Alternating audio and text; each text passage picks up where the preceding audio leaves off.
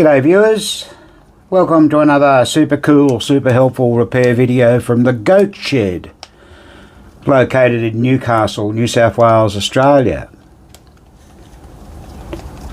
Now today is Friday, April 4th, 2025.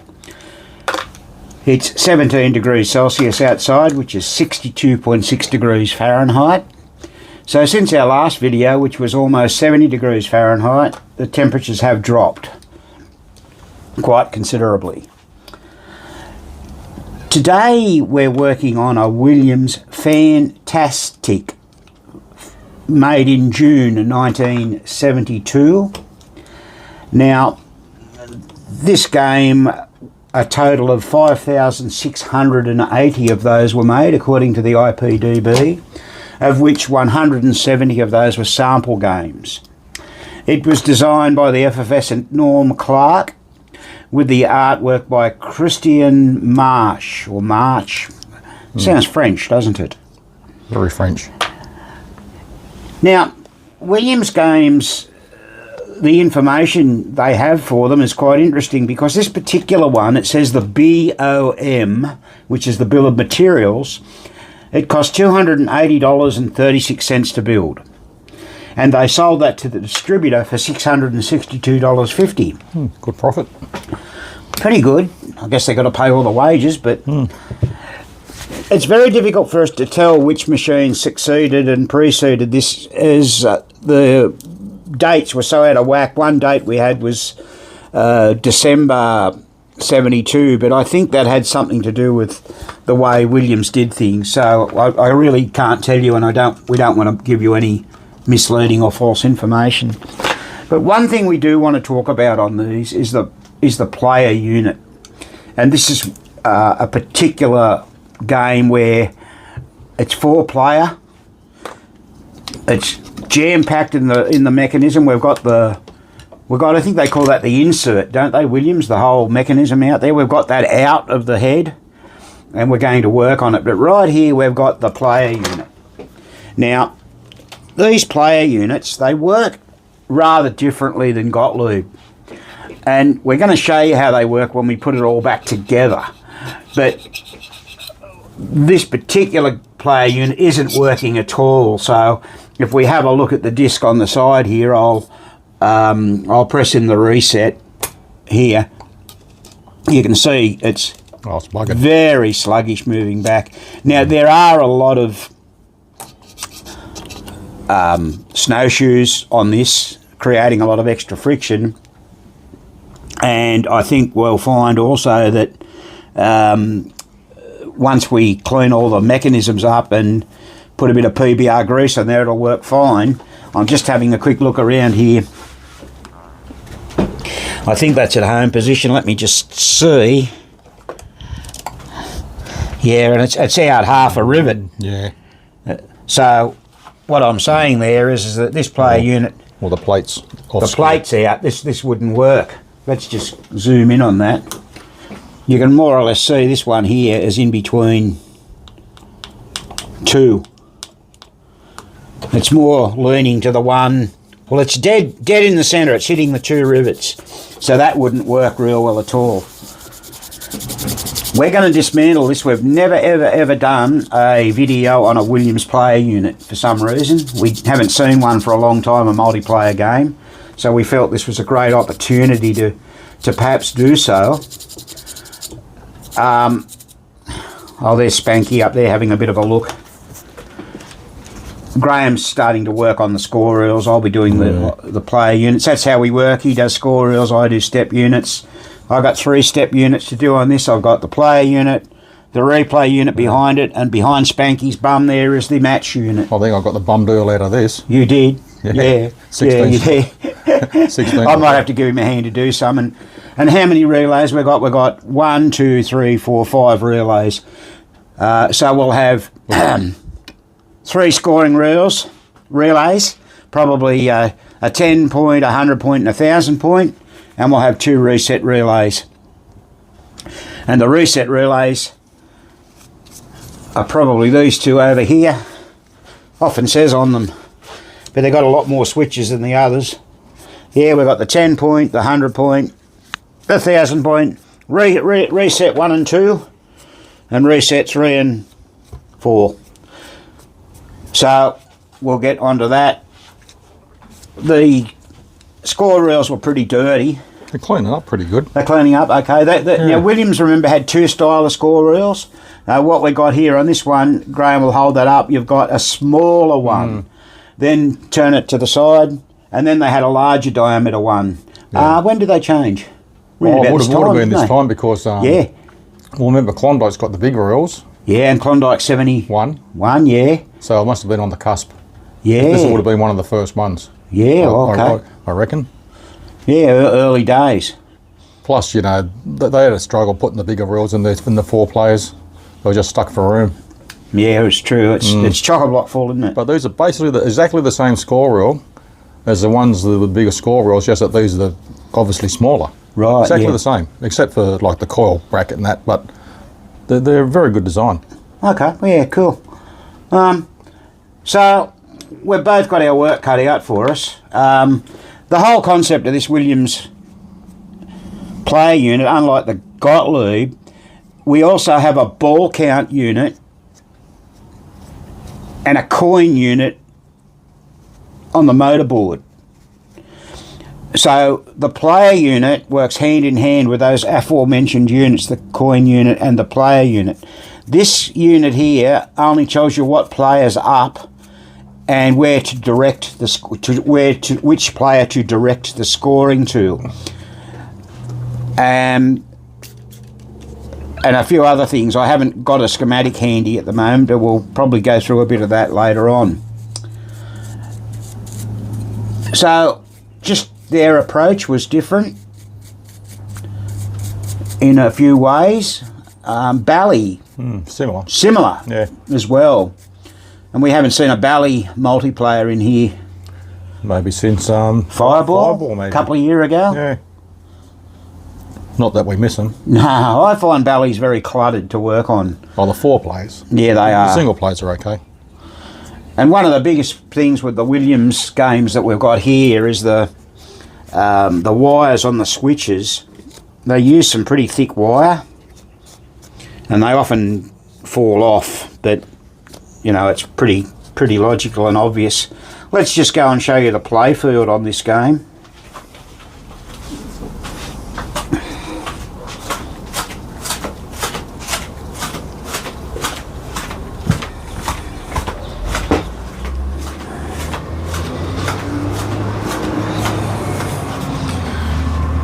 So here it is here, typical Norm Clark design with a pop bumper down the middle there.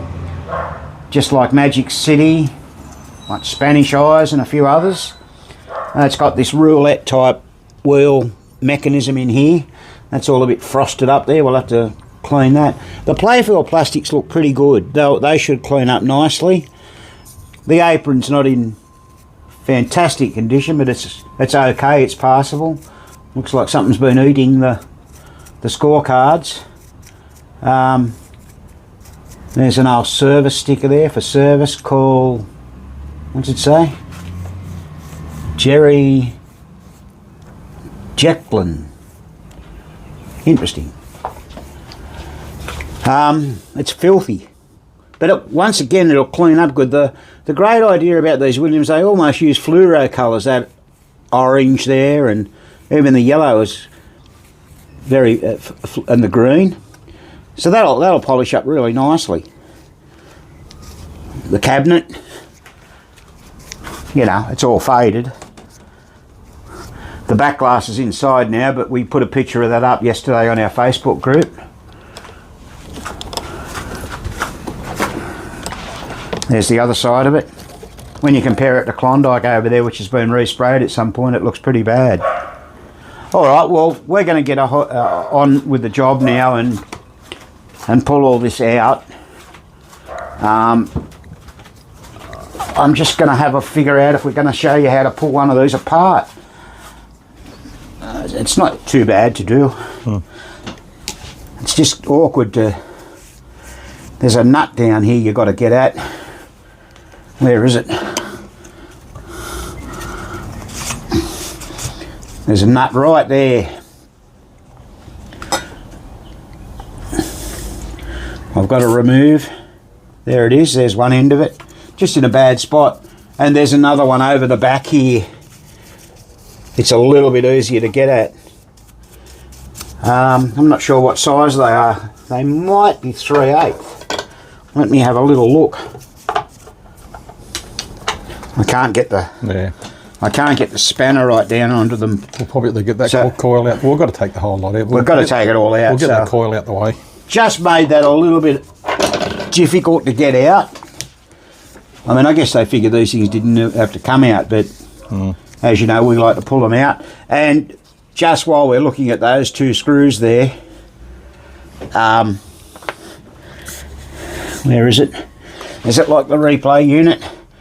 No, you can just take those two screws off there and that switch stack will fall over to one side. So I'll do that in a moment. So let's just pull this apart a little bit. We might show you a bit about that. Yeah. So here's the unit out of the machine now. That didn't take very long to pull out.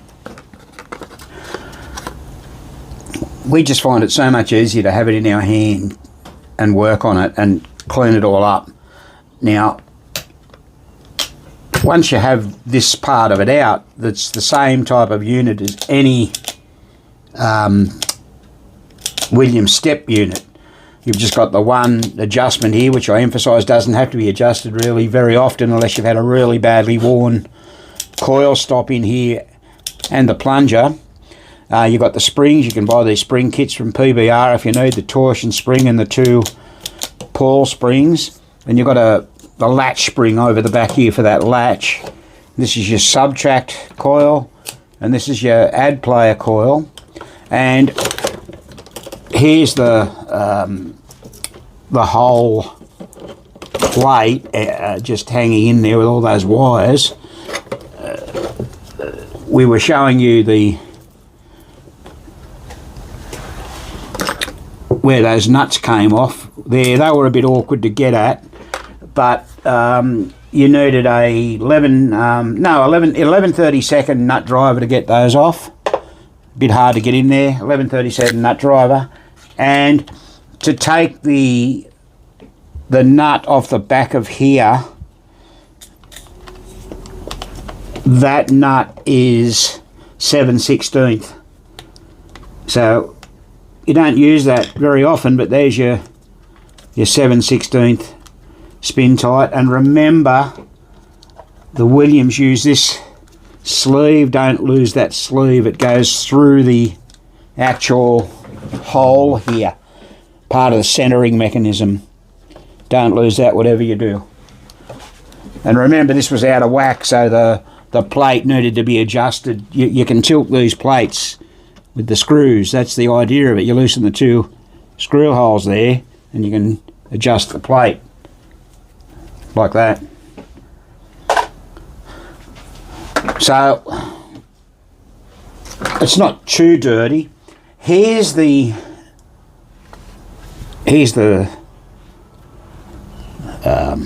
snowshoe plate, and look, see what it says there. They must have known, you know, in 1972 that the goat shed was going to work on it. It says GS, and that's actually the top of it. You can only put these out 180 degrees. That's the way it came off, like that. So that sits in like that. If you put it on up the other way, it may or may not make a difference depending on how they've got the configurations, but that's the right way, where it says GS. Don't know what that must mean. Goat shed. Goat shed. It's got to mean goat shed. Yeah. That was even before Spanky was born. So as I said, we're going to get busy and put all this in the ultrasonic cleaner. If you want to see how a Williams unit comes apart, look for some of our previous videos of a couple of years ago. And we even did Klondike. We did a couple of videos on Williams steppers on Klondike. The match unit, so that's the same unit that's up the back there. And the replay unit is exactly the same. So the only difference with the player unit is the type of plate that they use. It's a little different to Gottlieb. Okay. What are you doing now, Graham? You're just going to do all them score reels? Just plod along, I'll be here forever. Yeah. But 16 score reels, a lot of work, isn't it? yeah, they're not too bad. They're just dirty. It'll look a whole lot better. Yeah. I think, as we pointed out with the playfield, don't you agree? That should clean up really nicely. Oh, it's going to be beautiful. Actually, the dirt helped it. Preserve it. Yeah, protected it. Yep. You like those fluoro colours that they used in Williams? Because that was like on Swinger. Yeah. There's a few around the early 70s that were 70s like that. Yeah, no, they were good machines. They were very, very, very attractive. Like travel time's the same. That's another one with the fluoros. Yep. Yeah, that was around the same era. Rightio. I'm just glad they didn't do it on Klondike. Yeah. All right, well, we better get back to work, eh? Yep. All right. Progress. We've put the player unit through the ultrasonic cleaner and cleaned it all up. We've also done the match unit, which we'll be putting back together a little later on. Play unit, it cleaned up okay. It's not the best one I've ever seen, but it's good. And as I mentioned, this player unit operates the same as the player unit, like the replay unit. The only difference is this is a total resetting player unit. In other words, what a total resetting unit is when you step it up, this one only goes 4 steps. When you subtract or press the reset, it resets back to home. So that's the major difference. What we found with this, you remember that the rivets weren't lined up on the player unit properly. The thing was sticking, not driving properly. All right, a couple of things that we found. These 2 springs here, they really weren't, I don't know whether they'd been stretched or something, or they're off something else, but they just weren't right. Now, the other problem is, so I've cut that spring, we've cut about 3 loops off that one, and this one here that does, it was not tight enough either, so I cut it, I think 5 loops maybe off that one. Now, how I judge that, anybody knows that there's a little KTW step 01, that's a 50-step resetting step unit Williams kit that you can buy off PBR. Look, I think those things are only $6 or $7, so well worth it. Oh, look, and you guys in the States, we bought, I think, 3 for Graham's Klondike, and it actually shows you down here, it shows you the size of the spring. So this spring here matches up, that's the actual length of the spring, so you can't go wrong. Then you've got the next one up, that's that one there, and then you've got one here that goes on the reset pawl, well, the subtract pawl. We haven't got a subtract pawl on this game, so we'd have a spare spring. I think you can buy the one without that unit off them, I can't remember.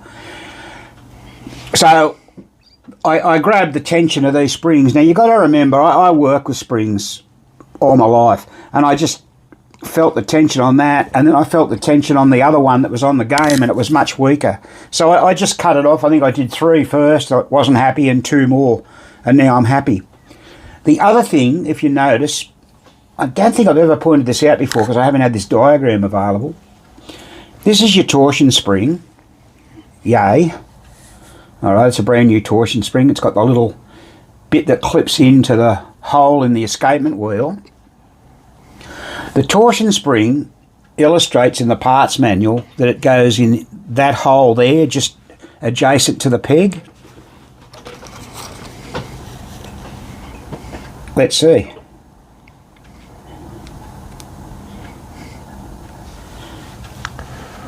So that's it there. This torsion spring was around in this hole, and that's going to make the spring operate differently, and it just didn't feel right.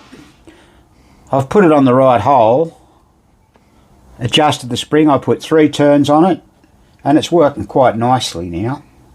Obviously we haven't fitted it in the machine, and we've got to do that. However, just a couple of little things. We've spoken about this all before as well. These Williams steppers, they only have 1 adjustment on them. 1. And that's this thrust screw here. I emphasise, it is not normal to have to adjust that thrust screw. It's factory set. However, what can happen, and it's sort of happened on this one, if this is a latch at the top here, that just holds the pawls up out of the road. You watch the pawl drop down when I operate that latch. So they drop down. Now, I'm just going to flip that spring over there a bit so we can see, get my fat finger out of the road. Now, you'll watch the... am I going to be able to do that okay? Oh, here we go. That's what I wanted to do. Just get that out of the road. It's difficult, this. You can kind of see the pawl just above this dot here. There's a little mark. That's sort of like a home position thing. But see the movement. See that's going backwards before it goes forwards. Now, we did illustrate this in another video, but I can't emphasise it enough. The reason that happens is because we get a little bit of wear here. So wear occurs in this area here of the plunger, because that fits in it, that bit fits within the plunger, and of course the plunger's pushing in hard against the coil stop, and as it does that, the coil stop wears down and the plunger wears down, so you get more stroke or drive on your coil plunger. Now you watch, I'm just going to hold the plunger and I'm going to operate it, and we can still see, let's get it up here. Hang on, better operate it once. We can still see that backwards and forwards movement.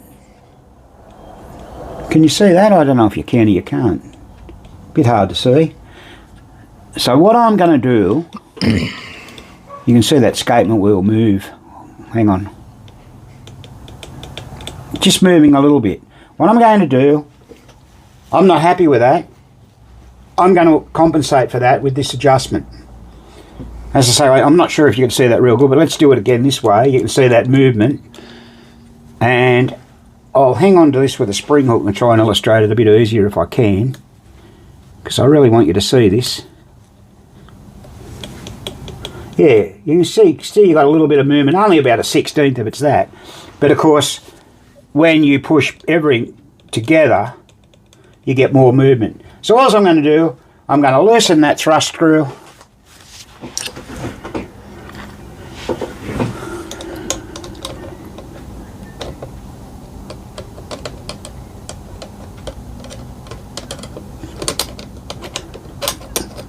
I wished I had the right spanner for this, I haven't. Yeah.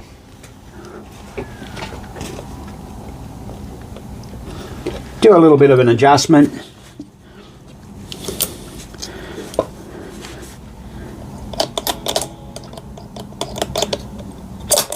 It only goes 4 steps, this one, so... And really you'll be able to see how you've done. There's minimal gap, there's minimal air gap in between the edge of the pawl and the wheel, and that looks pretty good to me. You can kind of see that now. I hope you can anyway. Sorry, I know it's hard, but it's this pawl here that has to rest up against the tooth. Yeah, you can see that now falling into the tooth. Alright, so let's just check it. 1, 2, 3. That's it, 3 steps. I think I said 4 before, but yeah. It's already on player 1, that's player 2, that's player 3, and that's player 4. Resets first player. And resets, yeah. So there you go, we've adjusted that, and all I've got to do is remember to tighten up that nut. We'll do that.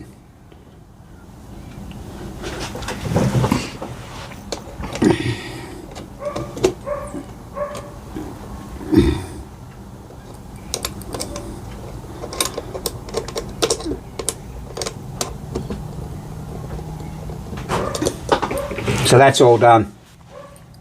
So what we're going to do now, we're going to put this unit back in the game. We've cleaned up the...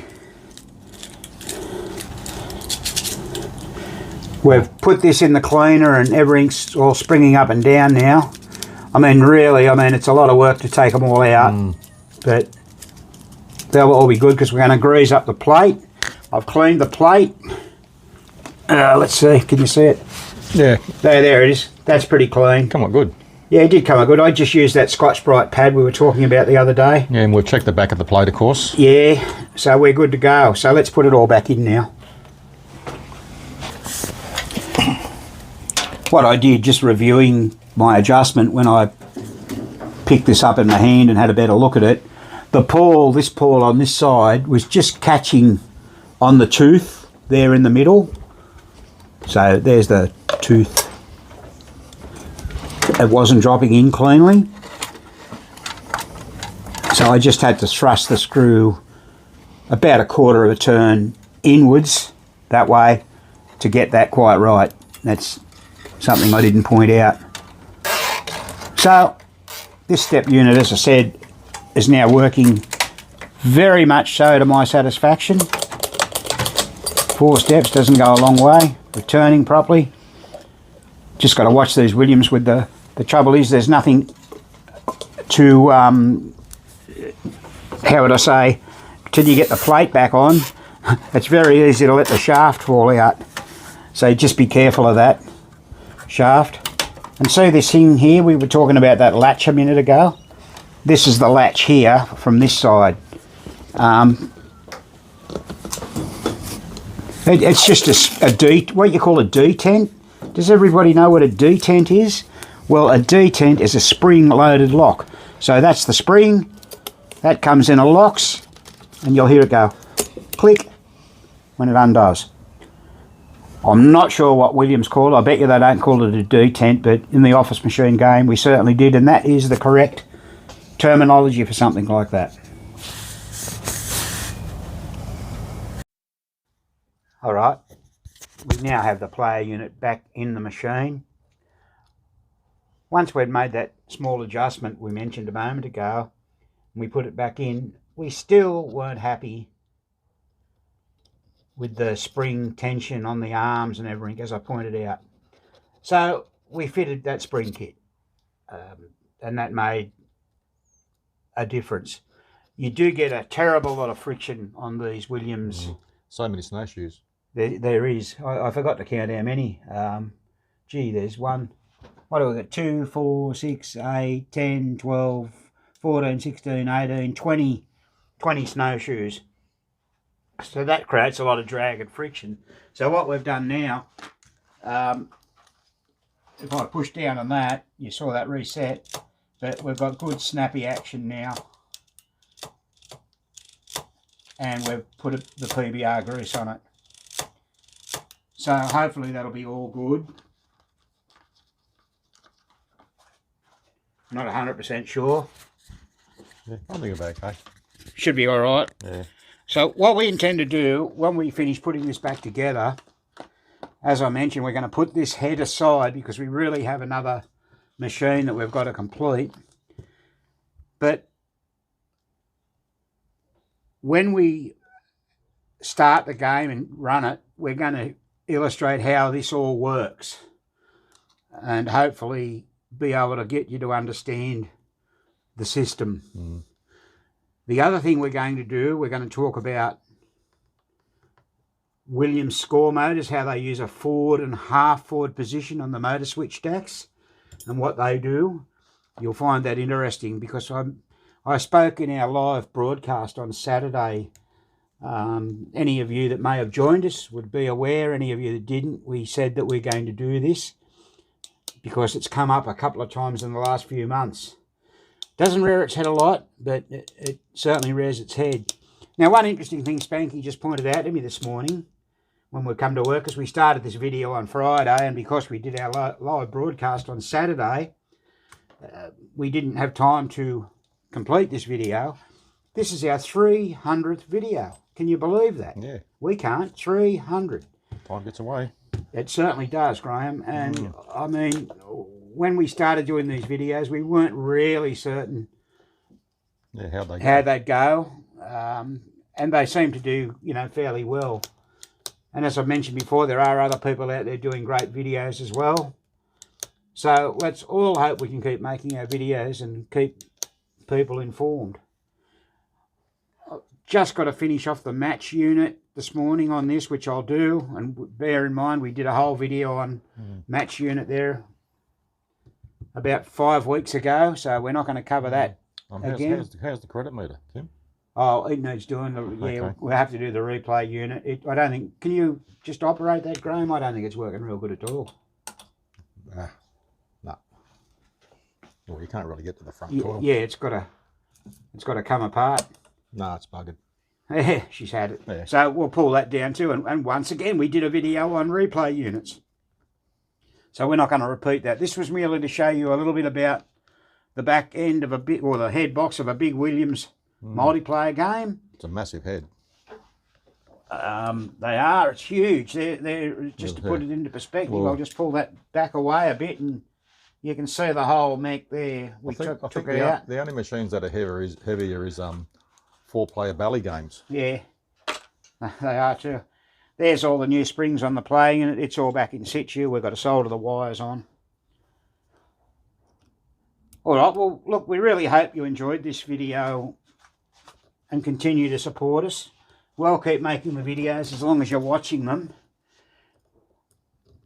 I just want to add that we put a reach out on our Facebook group over the weekend about our goat shed signs. We are looking at getting another run of those done. We're not sure whether we will. We've got to be honest. That's money out of our personal pockets. We've got to outlay $100. We've got to outlay for 100. Yeah. 100 signs. That's them. If anyone remembers them, the goat shed. They're made of tin. They've got holes in, already pre-drilled to bolt onto your wall. There's a picture of Spanky there. That's our logo our good friend Nathan made. So if you want any of those, look at our Facebook group. Reach out. Because we'll make a decision in the next few weeks whether we get some more. We were supposed to get some last year, but we got mucked around terribly by the supplier. We weren't informed. They're coming. They just kept telling us things. They didn't show up. Yeah. And then we got those fridge magnets. So the only way you can buy those is by cash. And I realise that's difficult from overseas, but it does work. People just send us the money in an envelope. It takes 2 weeks to get from the United States. We then post the sign back over in an envelope, and that's another 2 weeks. So within a month you've got your sign.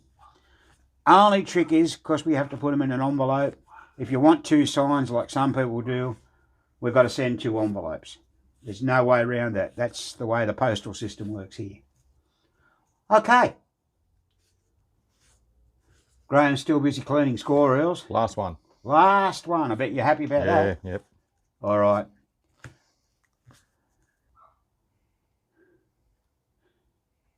Thanks so much for watching.